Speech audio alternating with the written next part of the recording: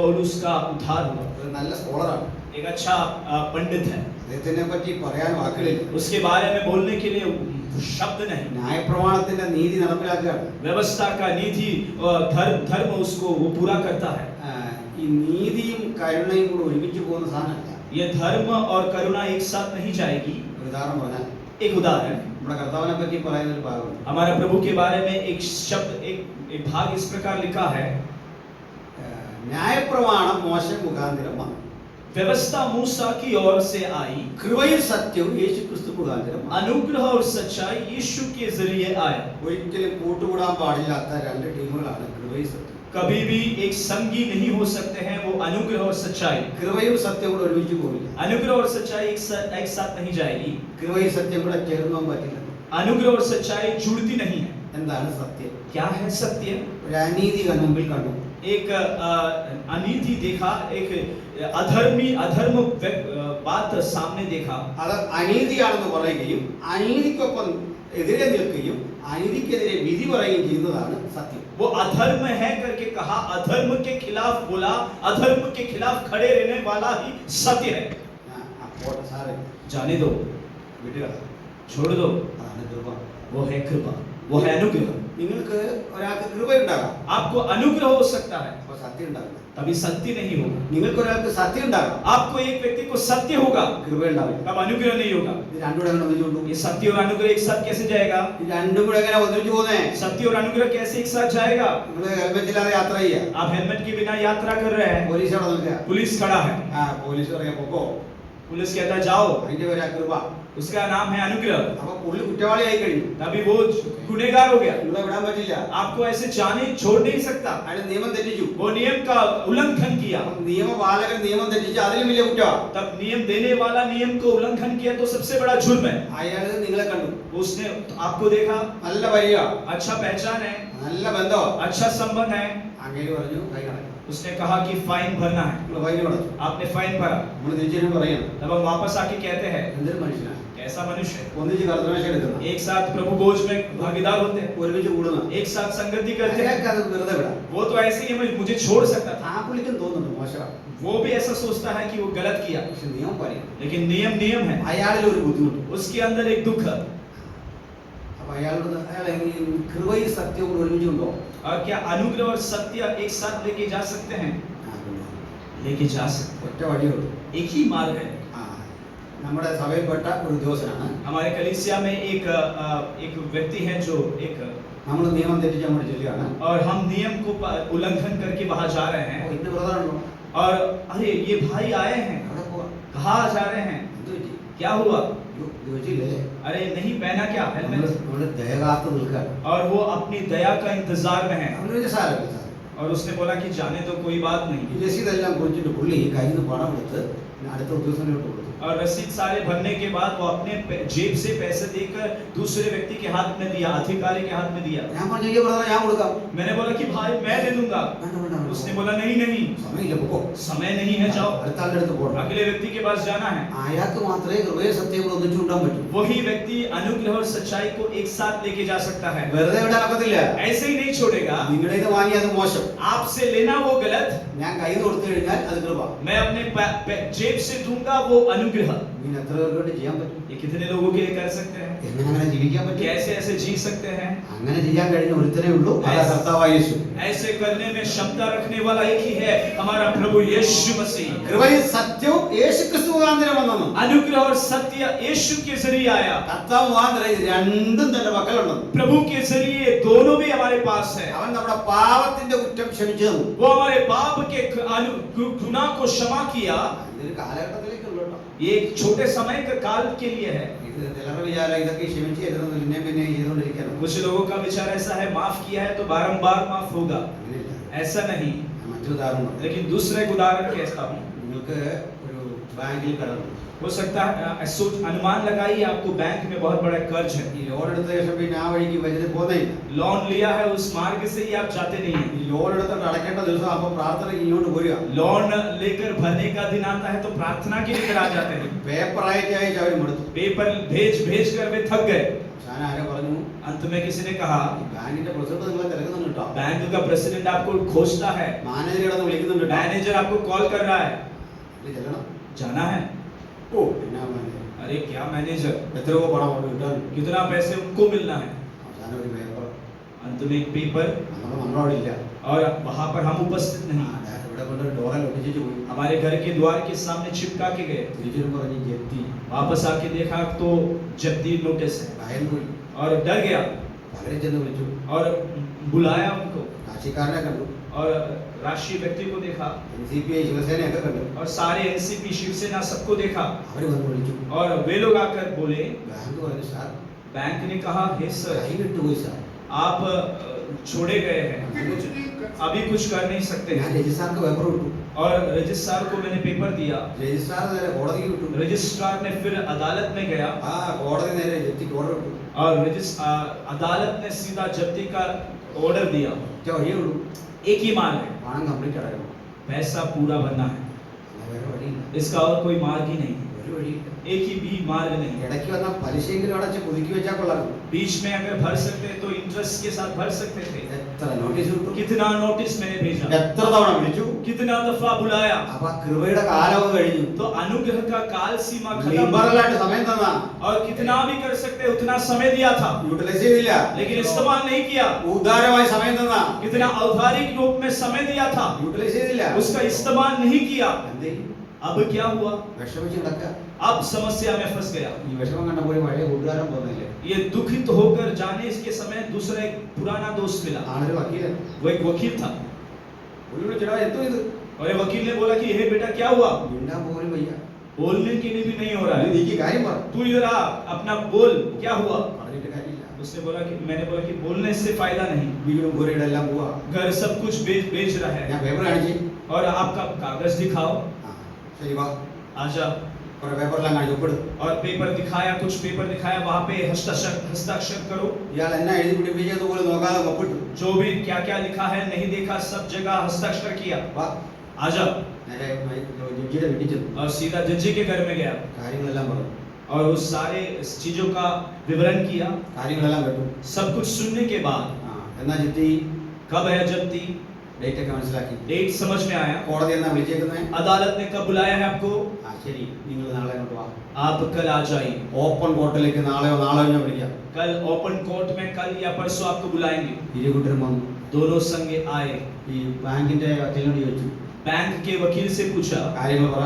अपने चीजों को प्रस्तुत करो. ഈ മനുഷ്യൻ അവിശ്വസനാണ്. ये व्यक्ति अविश्वास योग्य है, പൈസ അടച്ചില്ല. पैसा नहीं भरा. 10 കത്ത് വിട്ടു. 10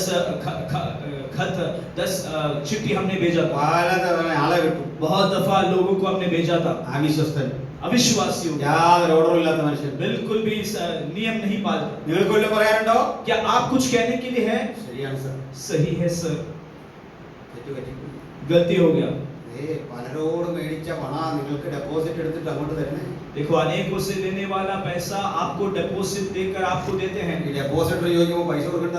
ये डिपॉजिटर जब पूछते हैं तो पैसे वापस देना है. അപ്പോൾ ചോദിച്ചൊരു കാര്യം ചെയ്യും. तब उन्होंने बोला कि एक कार्य करो, പരിഹാരം പറ. उसका सुलझन बताओ, ഞാൻ അടയ്ക്കും. मैं भरूंगा. അങ്ങനെ വിടല്ലേ എന്നടയ്ക്കും. ऐसा नहीं छोड़ूंगा. कब भरेंगे? എനിക്ക് ഒരു വർഷം തരണം. मुझे 1 साल की समय दो. കോടതി പറഞ്ഞു എടോ 3-4 വർഷം കിട്ടിയിട്ട് അടയ്ക്കാതെ താൻ ഒരു വർഷം കൊണ്ട് അടയ്ക്കും. अदालत ने बोला कि अरे तुझे 3-4 साल मिला था, तूने नहीं भरा, अभी क्या 1 साल में भरेगा? അവസാനം കോടതി ഉത്തരവ് अंत में अदालत ने बोला നീ ഒരു വർഷം കൊണ്ടല്ല 3 കൊല്ലം കൊണ്ട് അടച്ചാൽ മതി. तू 1 साल नहीं लेकिन 3 साल में भरना है. മാത്രമല്ല പരമാവധി പലിശ കളച്ചു തരണം. इतना भी नहीं, बहुत सारे इंटरेस्ट भी बैंक देगी. ഈ 3 കൊല്ലത്തിനിടയ്ക്ക് നീ ഘട്ടം ഘട്ടമായിട്ട് അടച്ചാൽ മതി. ये 3 साल के दरमियान आप बारी बारी से भाग भाग कर कर भरे.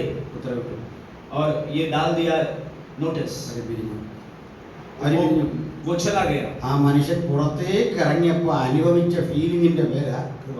वो व्यक्ति बाहर निकलते वक्त अनुभव किया हुआ उस फीलिंग का नाम है अनुग्रह. ആ ഒരു വർഷം ചോദിച്ചെടുത്ത് 3 വർഷം കിട്ടി. 1 साल पूछा था लेकिन 3 साल प्राप्त हुआ. 3 വർഷം എന്തിനുള്ളതാ? ये 3 साल किस बात के लिए है? തോന്നുപോലെ ഇരിക്കാനല്ലെന്ന്. ऐसा ही जीवन व्यतीत करने के लिए नहीं है. ഇടപാടുകൾ ക്രമീകരിച്ചോണം. बहुत सारी चीजों में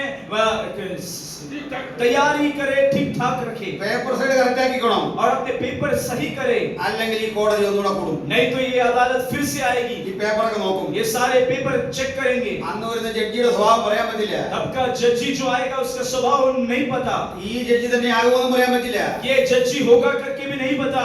എല്ലാവരും പിതാവിനെ ബഹുമാനിക്കുന്ന പോലെ सभी लोग जैसे पिता का आदर करते हैं, പുത്രനെയും ബഹുമാനിക്കേണ്ടതിന് पुत्र को आदर करने के लिए ന്യായവിധി പിതാവ് ചെയ്യാതെ न्याय पिता नहीं करते हुए പുത്രനെ എടുത്തിരിക്കുന്നു. पुत्र को दिया है. അന്ന് ചോദിക്കും, तब सवाल करेगा, നിന്നോട് കരുണ കാട്ടിയതാരാ? तुझ पर दया किसने दिखाया? നിനക്ക് സമയം നീട്ടിത്തന്നാരാ? तुझे समय लंबा करके कौन दिया? നീ എന്ത് ചെയ്തു? तूने क्या किया? ദൈവത്തിൽ ജനിച്ചവരാരും പാപം തുടരുന്നില്ല. परमेश्वर से जन्मा कोई पाप में बढ़ता नहीं, आगे नहीं बढ़ेगा. കൃപയുടെ കാലഘട്ടം നിങ്ങൾ പാപം തുടരാതെ അതിജീവിക്കുന്ന കാലമാകണം. अनुग्रह का काल जो है आप पाप में ना बढ़े, लेकिन आप पाप पर जयवंत होए. അത് തിരുത്തലിന്റെ കാലമായിരിക്കണം. वो सुधार का काल होए. അത് ജീവിത ഇടപാടുകളുടെ ക്രമീകരണത്തിന്റെ കാലമായിരിക്കണം. वो जीवन के हर एक चीजों में एक बदलाव ले आने वाला काल होए. ആ നിലയിൽ നാം പുനരൂപീകരിക്കണം. നമ്മൾ इसी प्रकार हमारे जीवन को पुनर्निर्माण करें. आनंदित है? കാര്യം മനസ്സിലായോ? समझ रहे हो? നമ്മളെ ഈ പറയുന്ന പകുതി സാക്ഷി ആവശ്യമില്ലാത്തതെന്ന് മനസ്സിലായി. हम जो बोलने वाली गवाही आधे से ज्यादा एकदम बिल्कुल कार्य की नहीं. ആ പക്വതയിലേക്ക് എത്താൻ മനുഷ്യന് ഇഷ്ടമില്ലെന്ന്. परिपक्वता की ओर बढ़ने के लिए मनुष्य नापसंद करते हैं. നമുക്ക് ഇഷ്ടമുള്ള ഒരു വഴിയിലൂടെയാണ് നമ്മുടെ യാത്ര. हमारी मर्जी की आधारित जो मार्ग हमने सोचा, हमको सूझा, उसी मार्ग में हम जा रहे हैं. ആത്മാവ് നയിക്കുന്ന വഴിയിലൂടെ പോകണം. आत्मा जिस मार्ग से चलाते हैं उस मार्ग से जाना है. പൗലോസിലേക്ക് വരാം. पौलुस की ओर आए. അദ്ദേഹം ന്യായപ്രമാണത്തിന്റെ നീതി നടപ്പിലാക്കി വരിക. वो व्यवस्था का धर्म को पूर्ण कर रहे हैं. തന്റേതായ നീതിയുടെ വഴിയിലൂടെ തന്നെ പോവാണ്. अपने धर्ममय मार्ग से ही जा रहे हैं. ഈ ഘട്ടത്തില് നമ്മുടെ സ്തെഫാനോസിനെ കൊല്ലുന്ന സന്ദർഭം അറിയാം. इस समय में हमारे स्टीफनुस का मृत्यु के समय आप जानते हैं, संदर्भ जानते हैं. അപ്പൊ അവിടെ മഹാപുരോഹിതൻ അടങ്ങുന്ന ഒരു കോടതി ഇദ്ദേഹത്തെ കല്ലെറിയാൻ ഉത്തരവിടുക. वहां पे महायाजक के साथ जो अदालत हुआ, वो ऐसे चीजों, ऐसे विधि निकाला कि इसको पथराव करे. ആ രംഗം കൂടി ഞാനൊന്ന് ബോധ്യപ്പെടുത്താം. वो दृश्य भी मैं विस्तार करना चाहता हूँ. ഇസ്രായേലിൽ ഒരു ന്യായാധിപ കോടതിയുണ്ട്. इस्राएल में एक न्याय पालन करने वाला एक अदालत है. അത് ഒരു മത കോടതിയാണ്. वो एक धर्म का अदालत है. അവിടുത്തെ മജിസ്ട്രേറ്റ് അല്ലെങ്കിൽ ജഡ്ജി എന്ന് പറയുന്നത് മഹാപുരോഹിതനാണ്. वहां के मैजिस्ट्रेट या जजी जो है एक महायाजक है. 70 അംഗങ്ങളാണ് അതിന്റെ ഫുൾ ബെഞ്ച് എന്ന് പറയുന്നത്. 70 मेंबर्स उसका पूर्ण सदस्य है. അത് ഇവരെ ന്യായപ്രമാണം നന്നായി പഠിക്കണം. वे व्यवस्था को अच्छी तरह सीखे. 613 നിയമങ്ങളാണ് സത്യത്തിൽ ദ ലോ ഓർ ന്യായപ്രമാണം. 613 नियम या व्यवस्था होता है. അത് 613 613 365 എണ്ണം പറയുന്നത് और 365 जो नियम है वो कहता है നിങ്ങൾ എന്ത് ചെയ്യരുത്, कि आप क्या नहीं करना है. ഞാനല്ലാതെ അന്യദൈവം ഉണ്ടാകരുത്. मेरे अलावा और अन्य परमेश्वर आपको नहीं होना है. അരുത് അരുത് അരുത്. ഡോട്ട്സ് 365. और नहीं करना है वो 365 है. നിങ്ങൾ എന്ത് ചെയ്യണം? आप क्या करना है. 248 248 ഇങ്ങനെ 613. ऐसे 613 नियम. അതിൽ ക്രിമിനൽ ഉണ്ട്, उसमें क्रिमिनल है, സിവിൽ ഉണ്ട്, सिविल है, കാർഷിക നിയമങ്ങളുണ്ട്, कैस्ट का नियम है. ഒത്തിരി കാര്യങ്ങൾ. बहुत सारे नियम रखे हैं. ഇതൊക്കെ അത്യാവശ്യം നിങ്ങൾക്ക് അറിയാൻ കഴിയും. ये जरूरतमंद चीजें आप जानते हैं, मैं सोचता हूँ. നിയമ വിദ്യാർത്ഥികളോ അല്ലെങ്കിൽ അഡ്വക്കേറ്റ്സ് ഒക്കെ ഒരു പക്ഷേ ഇവിടെ കണ്ടേക്കാം. हो सकता है एडवोकेट्स हो या नियम के विद्यार्थी यहाँ पे पाए जाए. ഈ സിവിൽ കേസുകൾ പലതും നമുക്ക് തന്നെ തീർക്കാം. ये सिविल केस जो है हम निपटा सकते हैं, മിക്കതും അങ്ങനെ തീർക്കാം. हम पूर्ण कर सकते हैं. ചിലതരം ക്രിമിനൽ കേസും തീർക്കാം. कुछ क्रिमिनल केस भी हम निपटा सकते हैं. പക്ഷേ ക്രിമിനൽ കേസിന്റെ ഗ്രാവിറ്റി അനുസരിച്ച് അത് കോടതി കൂടെ തീർക്കാൻ പറ്റും. लेकिन क्रिमिनल केस का ग्रेविटी के आधारित वो अदालत में ही पूर्ण कर सकते हैं. പോലീസിന് പോലും തീർക്കാൻ പറ്റും. पुलिस भी उसको निपटा नहीं सकती. നമ്മൾ പറയില്ല ജാമ്യം കിട്ടാത്ത വകുപ്പ്, और നോൺ ബെയിലബിൾ ഓഫൻസ്. और बेल नहीं मिला हुआ जो जुर्म है. ഇതിന്റെ അർത്ഥം പോലീസിന് ജാമ്യം തരാൻ പറ്റുന്നതേ ഉള്ളൂ. इसका मतलब पुलिस भी उसको बेल नहीं दे पा रहे हैं. ഏത് കേസിനും കോടതിക്ക് ജാമ്യം തരാം. और कोई भी केस जो है अदालत बेल दे सकती है. ഒത്തിരി സിസ്റ്റം ഉണ്ടല്ലോ. और बहुत सारे सिस्टम हैं. അവിടെ ഇസ്രായേലി പണ്ടിത്തരം കോടതി ഉണ്ടാവും. और इजराइल में पहले एक अदालत ऐसी थी. വൈഫൈ ഓഫ് ചെയ്തു. ഓക്കെ, അവിടെ ആരോ മറിഞ്ഞു വീണപ്പോഴേ ഞാൻ തീരുമാനിച്ചത്.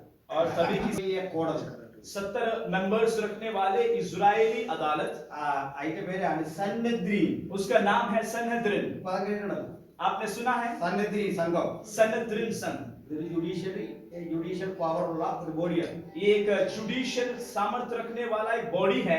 ഇവരാണ് ന്യായാധിപ സദസ്സിൽ കാര്യങ്ങൾ തീരുമാനിക്കുന്നത്. ये न्यायालय में सारे चीजों का कार्य करने वाले ये लोग हैं. ഇതിന്റെ സംവിധാനമാണ്. लेकिन इसका एक संविधान है. പുരോഹിതൻ ഇങ്ങനെ നടക്ക് നിൽക്കുന്നു. पुरोहित महायाजक याजक उसके सामने है. അയാളുടെ വലതുഭാഗത്ത് 35 പേര് കാണും. उसके दाहिनी और 35 लोग रहेंगे. അയാളുടെ ഇടതുഭാഗത്ത് 35 പേര്. उसके बाएं और 35 लोग रहेंगे. ഈ 35 വേണമെന്നില്ല, എത്ര പേര് വരുന്ന അതിൽ നിന്ന് രണ്ടായിട്ട് വിഭജിക്കപ്പെടും. ये 35 होने की जरूरत नहीं है, जितने लोग आएंगे उसको तुल्य विभाजित करेंगे. പുരോഹിതൻ അവിടെ ഇല്ലെങ്കിൽ, और याजक यदि वहां नहीं है, അവിടുത്തെ ഏറ്റവും പ്രായം കൊണ്ട് സീനിയറായ സമർത്ഥനായ ഒരു അംഗത്തെ ഇവിടെ കൊണ്ടു നിർത്താം. वहां पे सबसे उम्र रखने वाला एक व्यक्ति को वहां खड़ा कर सकते हैं. ഈ കോടതി എവിടെയും കൂടാ. ये अदालत कहीं भी आप इकट्ठा हो सकते हैं. കോടതിയിലെ ഒരു മെമ്പർ ഒരു സ്ഥലത്ത് നിന്ന് വിധി പറഞ്ഞാലും വിധിയാണ്. एक अदालत का एक मेंबर कहीं से भी विधि बोले तो विधि है. പുരോഹിതന്റെ അനുമതി വേണം. लेकिन पुरोहित का याजक की अनुमति के साथ, പുരോഹിതനാണ് ഫൈനൽ തീരുമാനം. याजक का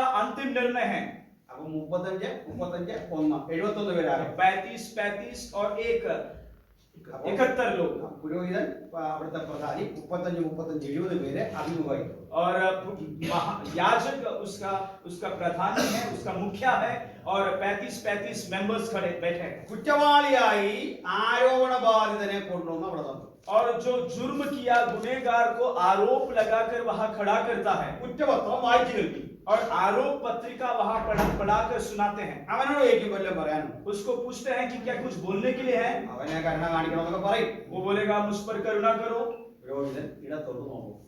याजक जो है बाएं और देखेंगे. ഇടത്ത് നിൽക്കുന്നവരിലെ സമർത്ഥനായ ഒരാൾ എഴുന്നേൽക്കും.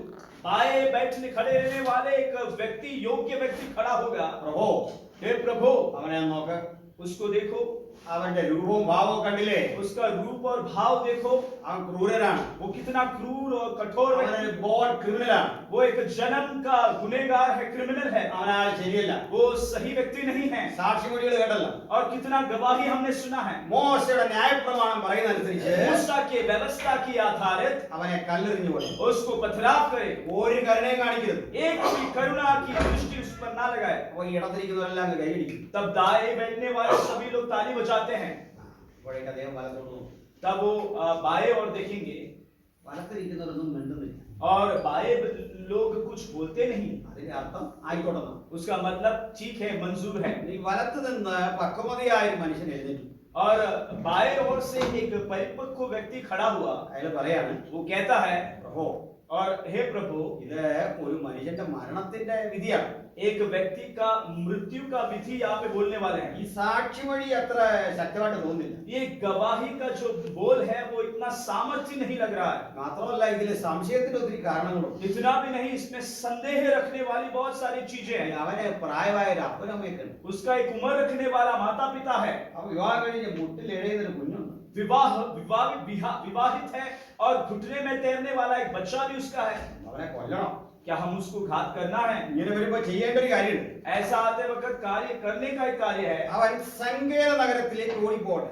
वो शरणागत नगर की ओर भाग कर जाए. അവൻ അവിടെ പോയി ജീവിച്ചോട്ടെ. वो वहां पे जाके रहे. അവൻ സങ്കേത നഗരം വിട്ട് പുറത്തിറങ്ങാൻ പാടില്ല. वो शरण वाले नगर के बाहर ना जाए. ആളെ ആർക്ക് ശല്യമില്ല അവിടെ കഴിയണം. वो वहीं पर ही उसी नगर में रहे, किसी को कुछ भी प्रॉब्लम नहीं. അപ്പൊ എന്ത് മനസ്സിലായി? तब क्या समझा? ഇവിടെ ശ്രദ്ധിച്ചാ? ध्यान दे. ഇവിടെ ശ്രദ്ധിച്ചാടാ? അതിന് ഇടത്തും വലത്തുമുള്ള മനസ്സിലായോ? और दाएं बाएं आपने समझ गए. പുരോഹിതന്റെ വലതുഭാഗത്തിലാണ് ആള്. महायाजक के दाएं और कौन है? നിയമത്തിന്റെ ഏതെങ്കിലും പഴുതിലൂടെ എങ്ങനെയെങ്കിലും ഇയാളെ രക്ഷിക്കാമെന്ന് അവന് നോക്കുന്നത്. नियम के किसी भी रीति से इस व्यक्ति को कैसे ना कैसे बचाव कर सकते हैं वो सोचते हैं. മറ്റൊരു ശിക്ഷിക്കാൻ. और बाएं ओर जो बैठे हैं वो शिष्य देने के लिए, दंड देने की कोशिश में. അതിനാ സങ്കീർത്തനക്കാരൻ പറയുന്നത്, इसलिए भजनकार कहता है വലത്തോട്ട് നോക്കി കാണണം. और दाएं और देख कर रहे, സഹായിപ്പാൻ ആരുമില്ല. सहायता करने के लिए कोई नहीं, എല്ലാവരും എനിക്ക് എതിരാണ്. सभी लोग मेरे विरुद्ध है। എങ്കിലും കോടതി ഇത് പ്രൊവൈഡ് ചെയ്യണം. लेकिन अदालत इसका प्रबंध करना है। നമ്മുടെ പാർലമെന്റ് ആക്രമിച്ച അഫ്സൽ ഗുരു എന്ന് പറഞ്ഞ ആളില്ലേ, हमारे पार्लियामेंट का आक्रमण किया हुआ अफसर गुरु है, അവന് വേണ്ടി നമ്മൾ വക്കീലിനാക്കി. उसके लिए हमने वकील का इंतजाम किया। അത് നീതിയാണ്. वो एक धर्ममय बात थी, അവന് സംസാരിക്കാനുള്ളതും കോടതിക്ക് കേട്ടേ പറ്റൂ. और वो जो बोलना है वो भी अदालत सुने। അങ്ങനെയെങ്കിൽ ऐसा है കിട്ടാതെ പോയ ഈ നീതി കിട്ടാതെ പോയ ചരിത്രത്തിലെ 2 കോടതികൾ ഞാൻ പറയാം. ये धर्म नहीं मिला हुआ 2 अदालत को मैं पेश करता हूँ।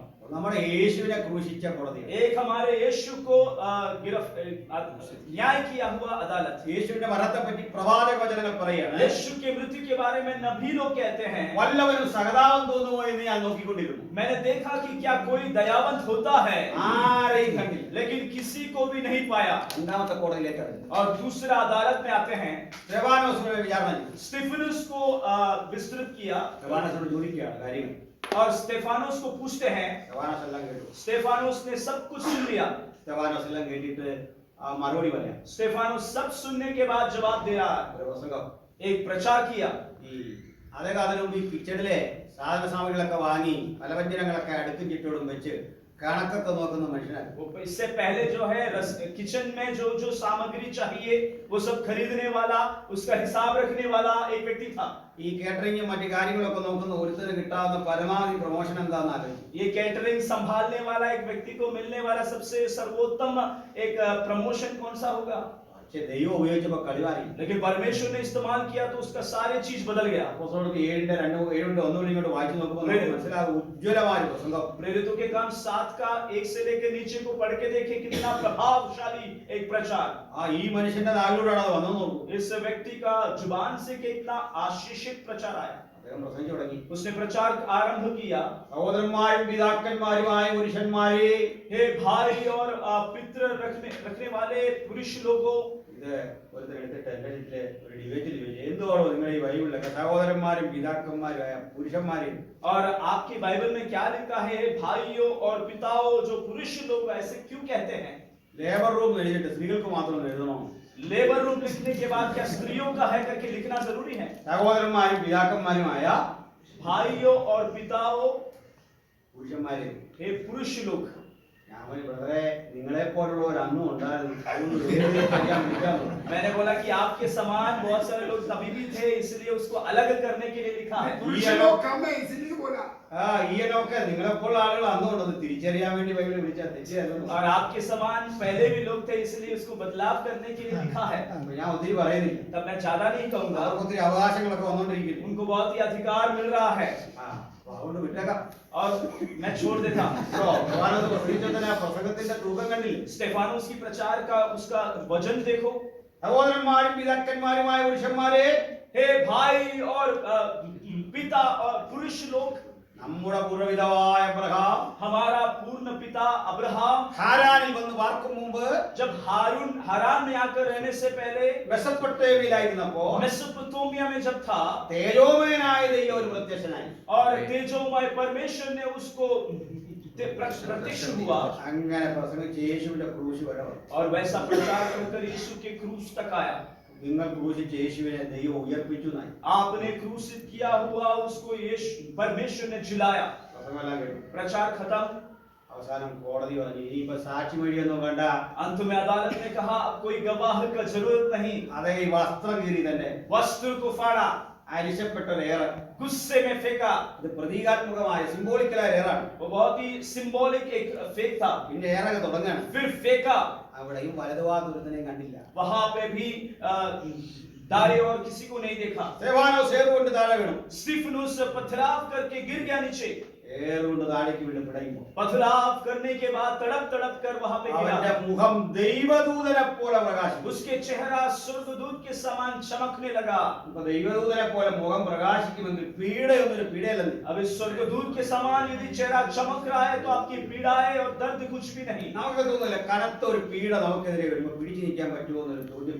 क्या आपको ऐसे सवाल आता है कि एक बहुत ही भयानक पीड़ा आपके जीवन में आते वक्त क्या आप पकड़ कर स्थिर रहेंगे? करेंगे? ഒന്നുമില്ലെന്നേ. कुछ भी नहीं है तो സഹിക്കാനുള്ള കൃപകളോ ദൈവം തരുന്നു. सहने योग्य अनुग्रह भी परमेश्वर प्रदान करेगा। അനായാസം നേടും. हिम्मत के साथ उसे सामना करे। കൊച്ചു കുഞ്ഞിന് ഇഞ്ചക്ഷൻ കൊടുത്ത് അത് കിടന്നാലോ. एक छोटा बच्चा को इंजेक्शन दे तो वो चिल्लाएगा। പ്രായമായ നമുക്ക് ഇഞ്ചക്ഷൻ തന്നാലോ. कुछ बड़े लोग हमको इंजेक्शन दिया तो क्या हम क्या चिल्लाएंगे? അങ്ങനെ അലറുന്ന ചില ഐറ്റംസ് ഉണ്ട്. അത് വിട്ട് ऐसे चिल्लाने वाले भी कोई लोग हैं, उसको छोड़ दो। അത് വിട്ട് छोड़ दो। ഇഞ്ചക്ഷൻ കിട്ടിയെന്ന് പറഞ്ഞു ഇവിടെ നിന്ന് ഇമ്മ വെള്ളം വെക്കുന്നുണ്ട്. एक इंजेक्शन मिला है बोल के बहुत चिल्लाने वाले बड़े लोग भी हैं। ഞാൻ ഈ സ്ത്രീകൾക്ക് പലപ്പോഴും പലതരം വീട്ടിൽ നമ്മുടെ ഭാര്യയ്ക്കും മക്കൾക്കൊക്കെ ഈ രോഗം ഉണ്ടാകും. എനിക്ക് അടുത്ത കാലത്ത് അത് മനസ്സിലായി. मैं स्त्रियों के मेरे पत्नी के और बच्चों के जब स्त्री रोग होता है तब मैं पिछले दिनों में एक बात समझ गया ഈ ചെറിയ കുഞ്ഞുങ്ങളെ വളർത്തുന്ന സ്ത്രീകൾ कि छोटे बच्चों को जब स्त्री लोग पालन करते हैं, അതിന് ആഹാരം കൊടുക്കുന്ന ശ്രദ്ധിച്ചിട്ടുണ്ട്. उनको जब भोजन देते हैं तो देखा है ഈ 5:1 എന്നാണ് ആഹാരം. 5:1 उसका भोजन का प्रक्रिया इस प्रकार है। ഈ കുഞ്ഞ് കഴിക്കേണ്ടതെല്ലാം ഈ സ്ത്രീ കഴിക്കും. और जो बच्चा खाना है वो स्त्री खाएगी। അങ്ങനെ ഇതെല്ലാം കഴിച്ച് ഷുഗർ പ്രഷറൊക്കെ ചെറിയ പ്രായത്തിലായി. सारा बच्चा खाने का चीज वो स्त्री खाएगी और शुगर और प्रेशर सब कुछ आएगा। എന്നിട്ട് പറയാം, അയ്യടാ ഇവിടെ ഒരു വെട്ടൽ. इसके बाद कहता है यहाँ पे एक क्षण। ഒന്നും പോരാട്ടമല്ല. और ये सारे जो है शैतानी नहीं है। ഈ പുരുഷന്മാർക്ക് സ്ത്രീകൾ ആഹാരം വിളമ്പോ കാണുന്നുണ്ടോ, വല്ലാത്ത ലോഡ് കൂട്ടിയാ വളർന്നു. इसलिए पुरुष लोगों को जब स्त्री भोजन परोसती है तो बहुत बड़ा एक पहाड़ समान बनाती है। എനിക്ക് വൈകിട്ട് ചോറ് വെച്ചിട്ടൊക്കെ ഞാൻ ഓർത്തിട്ടുണ്ട്. ഇതിന് മാത്രം ഈ പാത്രത്തിൽ ഇത്രയും വർഷമായിട്ടും നമുക്ക് എത്രയോളം ആഹാരം വേണമെന്ന് അറിയാതെ ഭാര്യ കൊണ്ട് ഇങ്ങനെ ഇല്ല. और आज अभी भी मैं सोचता हूँ कि इतना साल होने के बाद भी मुझे कितना चाहिए नहीं सोचती, इतना पहाड़ बना देती है। കാരണം നമ്മൾ ചിലപ്പം കഴിച്ചിട്ട് വേണം ഇവർക്ക് എടുത്തോണ്ട് പോകാൻ. हम थोड़ा खाने के बाद ये लेके जाते हैं നേരിട്ടെടുക്കാതെ നമ്മുടെ അക്കൗണ്ട് വഴി തീർത്താൽ നമ്മൾ തീർത്തു പറയാനാണ്. और हमारे अकाउंट से वो लोग खाते हैं और बोलते हैं कि हमने खत्म किया। ഇതൊരു മഹാപർവ്വതം പോലെ ഇങ്ങനെ നിൽക്കുക. ये महापर्वत के समान हमारे सामने है। ഇവരൊക്കെ ഞാൻ ആ വചനം ഓർക്കും, സിറുബാബേലിന്റെ മുമ്പിലെ മഹാപർവ്വതം. यहाँ मैं ये वचन याद करता हूँ, ज़रूब्बाबेल तेरे सामने जो महापर्वत है वो कौन? സ്ത്രീകൾ മനസ്സിൽ പറയുന്നുണ്ട്, ഈ സമഭൂമിയാകും. कहते हैं तू समतल बन जाएगा। ഞാൻ ഒത്തിരി കാര്യങ്ങൾ കണ്ടു. फिर ऐसे मैंने बहुत सारी चीजें ढूंढा है, समझा है। ഇതുപോലെ വേറൊരു കാര്യങ്ങളുണ്ട്. ऐसे एक दूसरा एक चीज है, ഞാൻ ഈ ഒരു കാലത്ത് എന്തോ കഴിച്ചാലും ഈ നന്നാകുന്നില്ല. मैं एक समय में कुछ भी खाए मेरी तबीयत ठीक नहीं ഞാൻ है, കുറെ കൂടെ മെലിഞ്ഞാൽ मैं और दुबला होता गया। വല്ലാതെ മെലിഞ്ഞ ആൾക്കാരുണ്ട്. അതിന്റെ കാരണം പറയാം. കല്യാണം കഴിച്ചത് ज्यादा दुबला पतला है, अगर शादीशुदा है तो मैं एक चीज बोलता हूँ, ഈ സ്ത്രീകൾ ചില വിരോധം മനസ്സിൽ വെച്ച് നമ്മളിങ്ങനെ രാത്രി ഉറങ്ങുമ്പോ ഈ കൈക്ക് ഇത് ഇങ്ങനെ ഇവിടെയാ. ये स्त्री लोग कुछ विरोध में आकर रात को सोते वक्त इस हाथ से ऐसा धक्का मारते हैं നമ്മുടെ ഇവിടെ तो हमारे यहाँ पे पसंदी में लगता है। നേരിട്ട് ഉപദ്രവിക്കാനുള്ള ഒരു മടിയുണ്ട്. और आमने सामने झगड़ा करने के बजाय ഒന്നും അറിയാത്ത പോലെ കൈ എടുക്കുന്ന. रात्रि काल सोते वक्त ऐसे ही ना जाने हुए ऐसे हाथ लगाते हैं അതാ നമ്മളിപ്പോ ഉണങ്ങുന്നത്. और इसी प्रकार हम दुबले होते हैं। എന്നിട്ട് ഒത്തിരി കാര്യങ്ങൾ അറിഞ്ഞിട്ട് വേണം കുടുംബജീവിതത്തിലേക്ക് കൊച്ചു പിള്ളേരൊക്കെ പ്രവേശിക്കാൻ. सारे चीजें जानने के बाद भी छोटे बच्चे पारिवारिक जीवन में വിഷയങ്ങളുണ്ട് ഇതുപോലെ. बहुत सारे विषय है। സമയം വരട്ടെ, ഞാൻ പിന്നെ പറഞ്ഞുതരാം. समय आपको मैं और गहराई में बताऊंगा। ഞങ്ങൾ അടുത്ത മാസം ഇവിടെ കുടുംബമായിട്ട് വരുന്നുണ്ട്. अगले महीने हम परिवार समेत आ रहे हैं। ആദ്യം പറഞ്ഞിട്ടില്ലേ അവിടൊക്കെ അറിഞ്ഞാൽ അതിലും വലിയ വിഷയം. കണ്ടു പോയപ്പോഴാ പറയുന്നത്.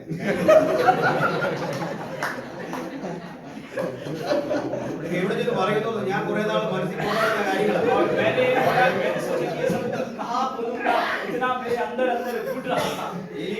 യോന്റെ പുസ്തകത്തിൽ പറഞ്ഞോളൂ, ഇപ്പൊ ഇത് പറഞ്ഞു തീർന്നപ്പോൾ അതെല്ലാം അങ്ങ് മാറി. अय्यूब के पुस्तक में जैसा कहा है, जितना मैंने बोला उतना बोलने के बाद मेरे अंदर एक हल्कापन महसूस हो रहा है। ചില പീഡകൾ വന്നാൽ നമ്മളെ അത് ബാധിക്കില്ലെന്ന്. कुछ पीड़ाएं आए तो हमें वो कुछ भी काम नहीं करेगी, അതൊന്നും ബാധിക്കില്ലെന്ന്. वो हमारे विरुद्ध में नहीं होगा। അതിനെ അതിജീവിക്കാൻ പറ്റും. उसको जीत सकते हैं, അതിനെ നേരിടാൻ പറ്റും. उसको सामना कर सकते हैं, അതിനെ നേരിട്ട് ദൈവകൃപയാൽ അതിനെ ഓവർകം ചെയ്യാൻ പറ്റും. उसको सामना करके परमेश्वर के अनुग्रह से हम उस पर फतह हो सकते हैं। ദൈവാനുസന്റെ മുഖം ദൈവദൂതനെ പോലെ പ്രകാശിച്ചു. स्तिफानुस का चेहरा परमेश्वर के दूत के समान चमकने लगा। ഈ ആദ്യത്തെ 2-3 നേരൊക്കെ കഴിഞ്ഞപ്പോ ദൈവദൂതന്റെ ഒരു രൂപം വന്നു കഴിയുമ്പോഴേക്ക് ഏറൊന്നും മൈൻഡിയാതെ ये पहला 2 दिन पथराव के बाद परमेश्वर के स्वर्गदूत के समान उसका चेहरा होने के बाद ये पथराव कुछ भी नहीं हुआ, വീണു. गिर गया।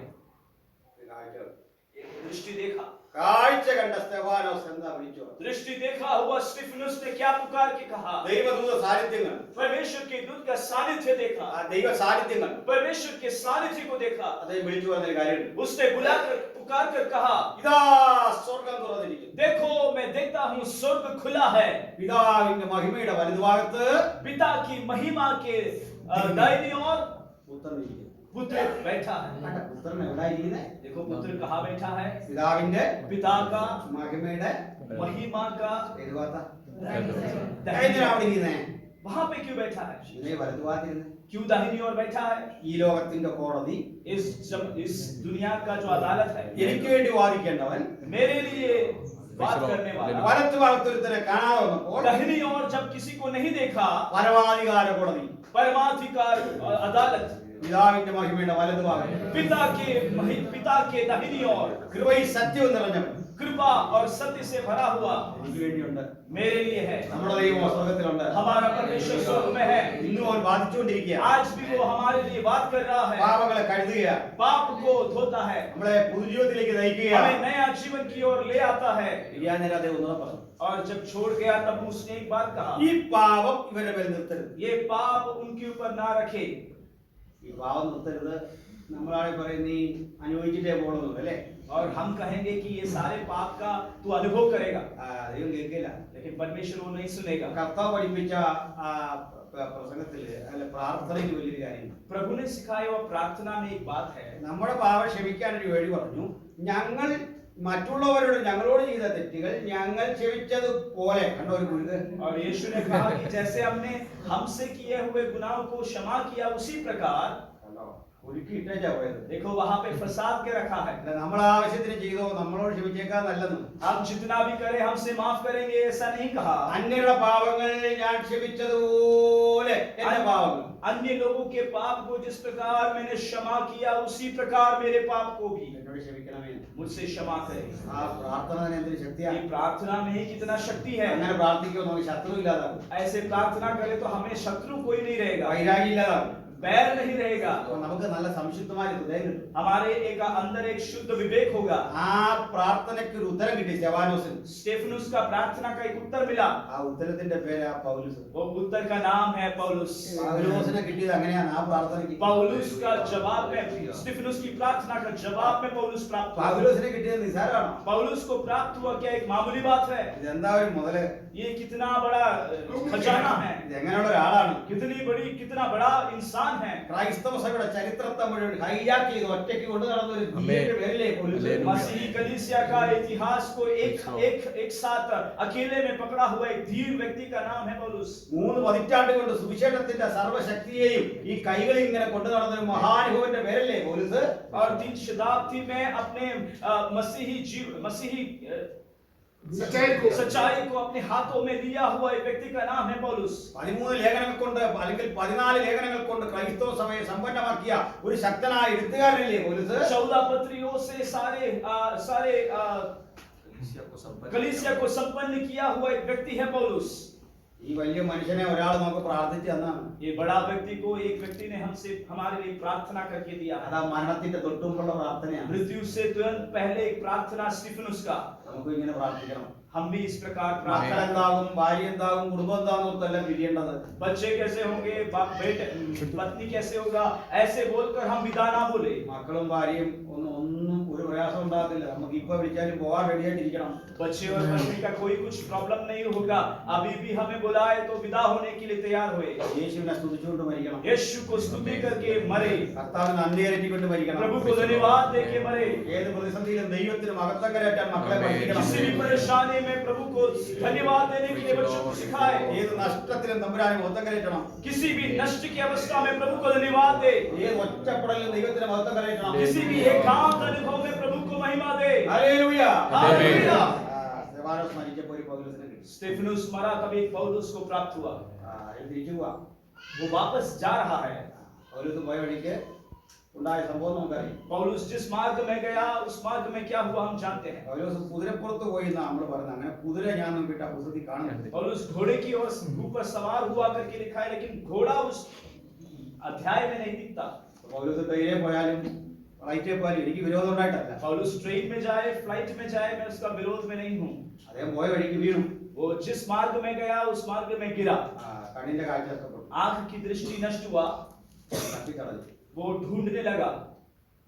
അപ്പോ അധികാരപത്രം കയ്യിലുണ്ട്, अधिकार का पत्रिका उसके हाथ में है, ന്യായപ്രമാണം അടുത്ത കയ്യിലുണ്ട്. व्यवस्था अगले हाथ में है, താഴെ വീണു, और गिर गया, കണ്ണിന്റെ കാഴ്ച പോയി. आंखों की रोशनी नष्ट हुआ। ഒരു ശബ്ദം കേട്ടു, एक शब्द सुना, ശൗലേ ശൗലേ നീ എന്നെ ഉപദ്രവിക്കുന്നത്. हे शाऊल तू मुझे क्यों उपद्रव देता है।